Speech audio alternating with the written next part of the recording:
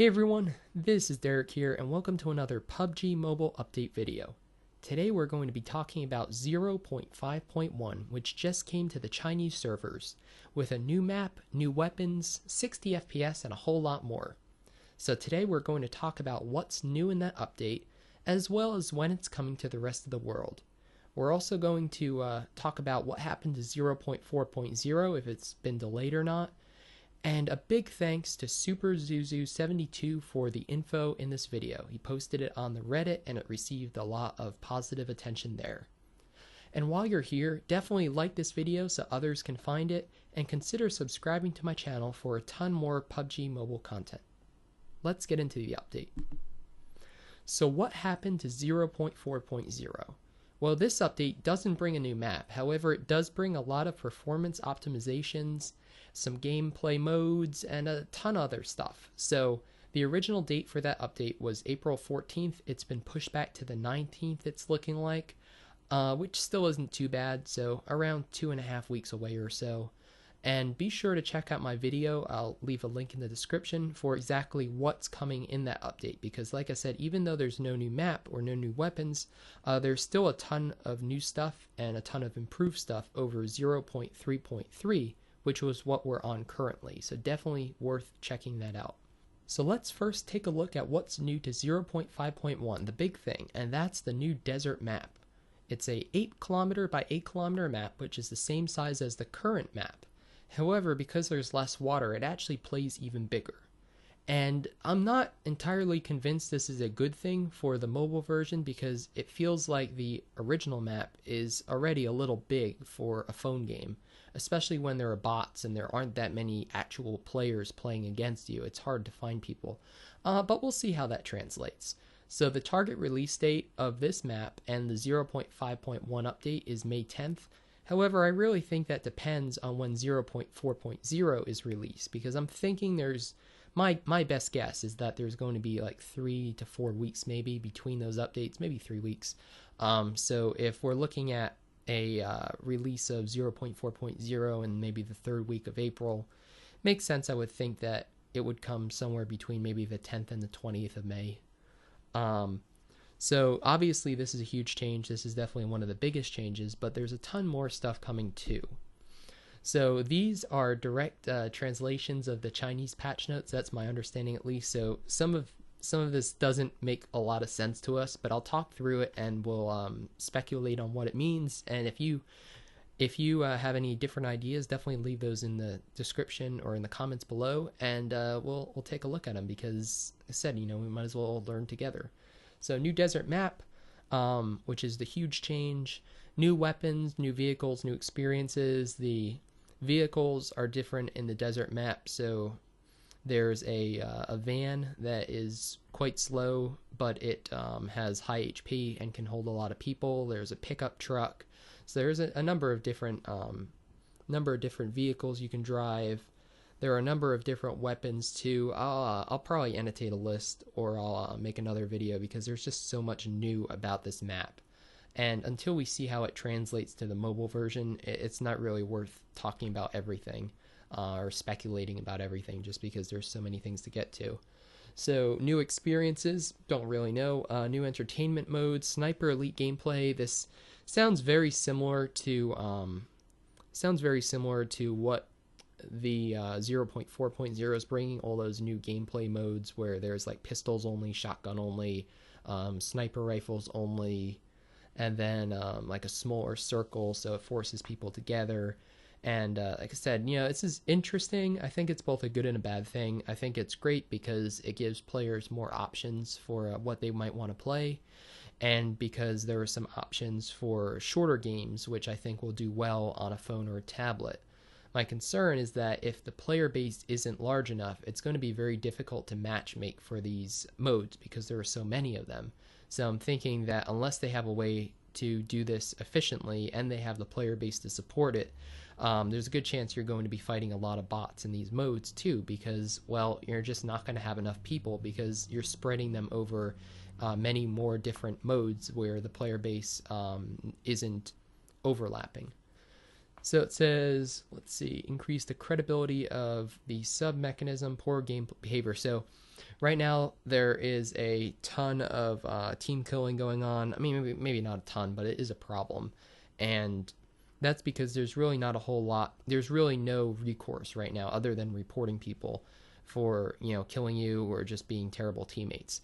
So this sort of reputation system is interesting. I think if it's implemented properly, it's going to make a lot of sense, and it's really going to help alleviate some of those issues with the player base that we're experiencing right now. Like I said, with just players just not being good teammates, and if you play duos or squads with people you don't know, you will experience that.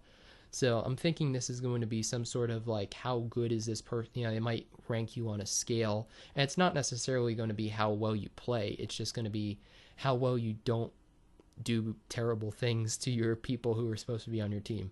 So that's going to be interesting. New Legion system, online new Legion stores, daily Legion missions.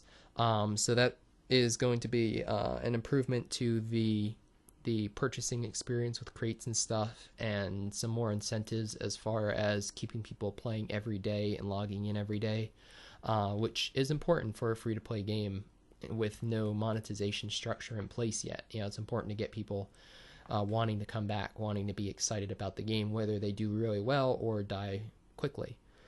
New spectator opening function. So it's going to be spectator mode. So if you're in a duos or squads and you die, you can spectate just like you can do on the desktop version. And there are some optimizations coming to that too. So new winning strategy. I don't really know what that is yet. I mean, the only way to win right now is to be the last person standing. So I'm curious if they're going to eventually add objective-based winning potentially. So, like holding positions or acquiring certain items, or, so we'll have to see where that goes. But like I said, for right now, these literal translations of the patch notes don't always translate perfectly in English to what the intention is. So, and then we've got some optimizations. So that's pretty much all that's new.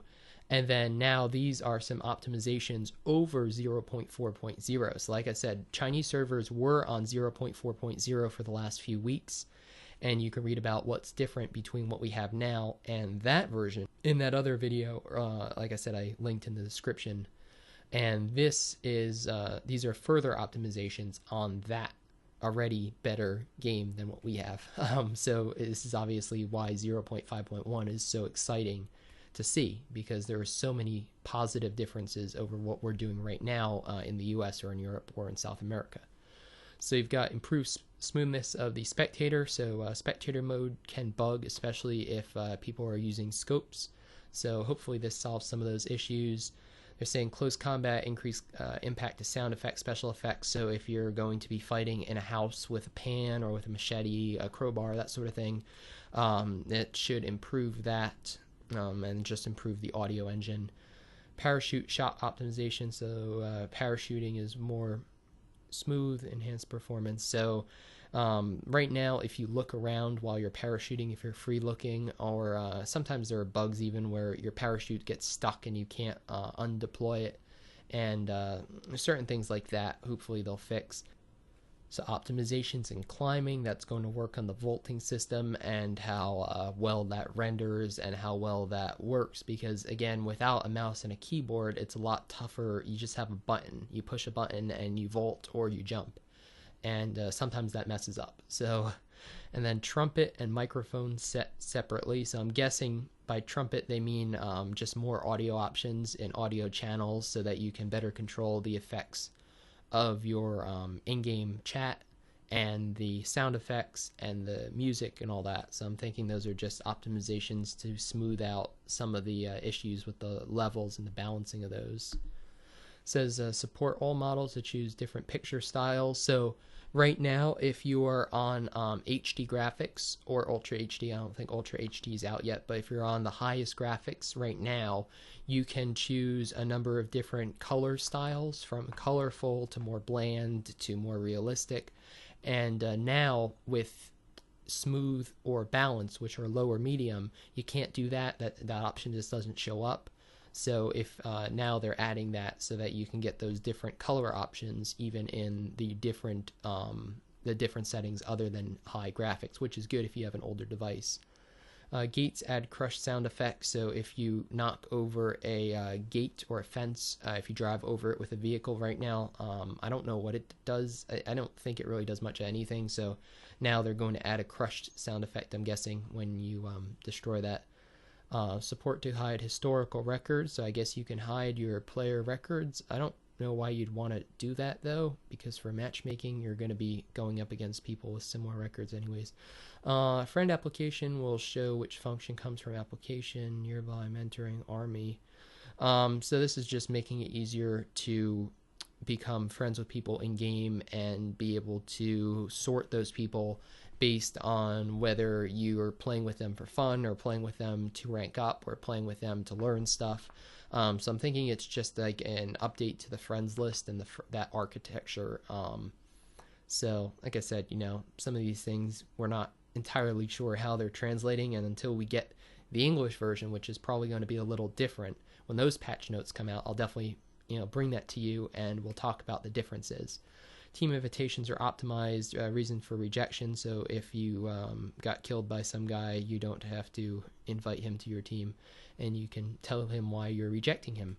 And then fourfold mirrors are displayed according to the firearm. I am not sure what that means at all, but if you know, definitely let me know, or I'll annotate it when I do know. Fourfold mirrors, I don't know. I'm not sure if that has something to do with scoping or whatever.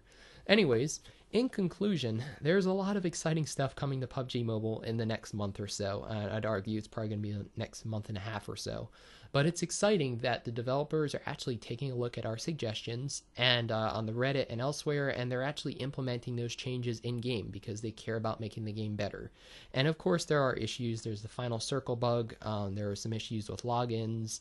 And that's going to happen, but just the fact that the developers are active and they care about engaging with the community and helping to grow the community, that's a cool thing, and definitely something we should just give them our appreciation for. And because I said there are a number of developers who have not done this well in games past. Pokemon Go comes to mind right away, and they really missed out. They really neglected, I'd argue, their player base in certain ways, and that really led to a quick decline in the popularity of the game, which is super important in a game like this because you need people playing in order to have matchmaking potential so that you're playing with other people and not bots. So, and if you want to play 0.5.1 today, you need to download it from the Chinese App Store. You can do that. I have a video up already. It used to be a crash fix video that's not really needed anymore, but it does tell you how to create an Apple ID, a Chinese Apple ID, and then download PUBG Mobile from that app store. So I'll leave a link to that below too. I might redo the video with a more succinct sort of tutorial to talk you through it. Because it's really exciting, and the changes in 0.5.1 are significant enough that once you start playing that, you're really not going to want to go back and play the current version. So hopefully that video helped you out. I know it rambled a little bit at times. It wasn't scripted, so I do apologize about that. But hopefully you learned something. You're excited about 0.5.1 and 0.4.0 when that comes to. And yeah, ton more PUBG Mobile content coming soon. So if you haven't subscribed, definitely consider doing that. And I hope to see you on the battlefield soon.